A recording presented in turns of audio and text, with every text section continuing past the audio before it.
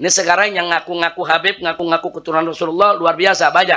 Karena di dalam tubuh kami mengalir darah suci kakek kami Rasulullah. Tapi saya minta mereka verifikasi, buktikan nasabnya itu benar. Tapi saya, Bahar bin Smith, adalah salah satu Habib. Kalau mereka yakin nasab mereka benar, ya argumentasi dong. Pakai ilmu nasab, pakai ilmu sejarah. Karena kami para anak cucu Rasulullah yang berada di barisan, Bukan dengan caci maki, bukan dengan kebencian, tapi dengan data, dengan kitab, dengan argumentasi, dengan bukti. Ana yang duluan mau tes DNA. Jadi kalau Habib palsu ketahuan tuh kalau diperiksa. DNA Nabi kemana, DNA-nya kemana ya ikhwan? Berani nggak tes DNA? Berani nggak tes DNA? Berani nggak tes DNA? Kenapa dipertentangkan? Bahkan cuma tes darah dan sebagainya itu. Karena mereka dulu Pak Rukianto, mereka itu ngomong seperti ada seorang Habib Baharun, wahai kiai-kiai, jangan sampai merasa dirinya walaupun pinter ngaji kitabnya, jangan sampai merasa dirinya sama dengan habaib. Anda ini kiai nggak bisa sama dengan habaib, karena habaib ini turunan Nabi, ada darahnya Nabi. Sekarang kita buktikan benar nggak ada darahnya Nabi. Kalau silsilahnya nyambung nggak, itu bisa dengan ilmu nasab, bisa dengan kitab-kitab nasab. Kalau ada darah Nabi atau tidak, itu dengan tes DNA, Pak Rukianto. Dan sekarang sudah dites 180 orang, hasilnya gagal maning. Karena Nggak ada satupun yang nyerempet. Tidak ada. Oh, gitu. Bisa dipastikan tidak ada satupun mereka yang mengaku Ba'alwi sebagai keturunan Nabi itu adalah keturunan Nabi, tidak ada. Maka saya mengatakan kepada pembela-pembela Balwi itu, masalah akhlak kan itu ada yang baik, ada yang tidak. Masalah ilmu ada yang pintar, ada yang tidak. Kita hormati yang berakhlak baik, yang berilmu, tapi jangan minta tarif, kan? Begitu.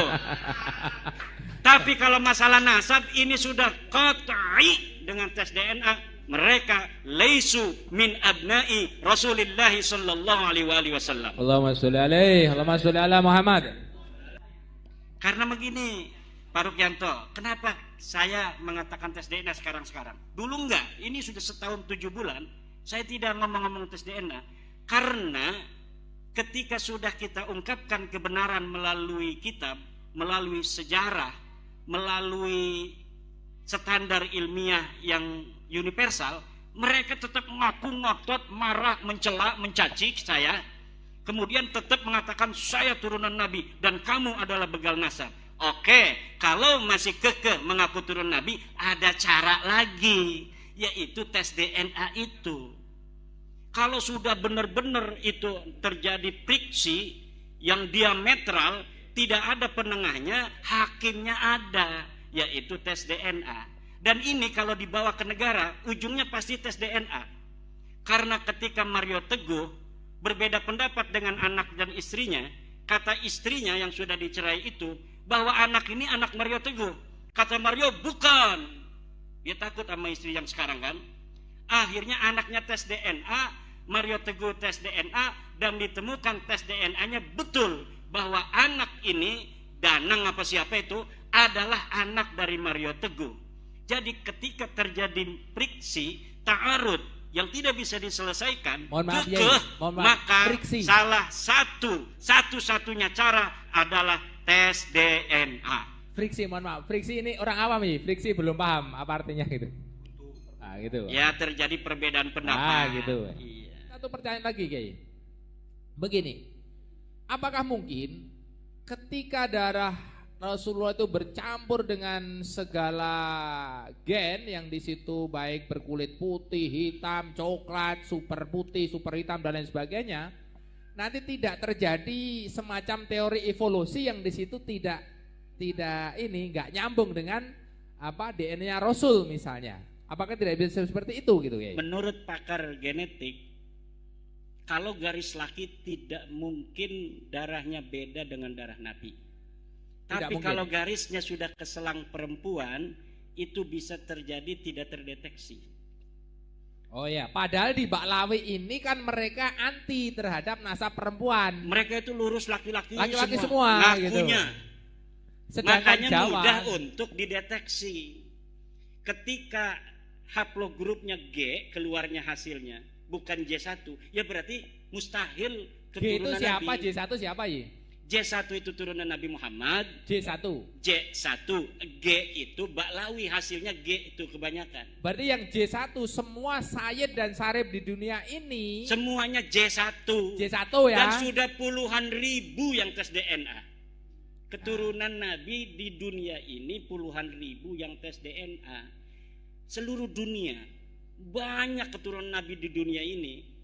Nah, kalau yang datang ke Indonesia ini masif mengaku ini dari satu keluarga saja, namanya keluarga Ba'alwi, dan sudah terbukti tes DNA-nya nyimpang. Tes DNA Nabi kemana, tes DNA dia kemana. Demikian. Berarti kira-kira benar bahwa pernyataan orang Jawa itu kira-kira 80%-nya itu mengalir darah Rasul, baik dari sisi ibu atau garis bapak itu ya? Menurut teori daripada ilmu nasab, ya. Karena apa? Wali Songo itu saja sudah 9 generasi yang terakhir. Sebelumnya sudah ada.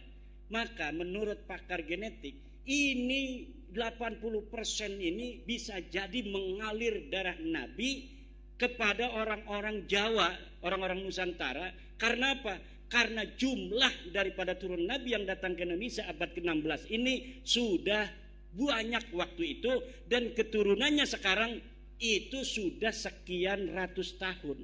Kalau dihitung secara ilmu matematika genetik, ini bisa jadi seluruh penduduk Indonesia 80%-nya itu adalah mengalir darah Nabi besar Muhammad sallallahu alaihi wasallam.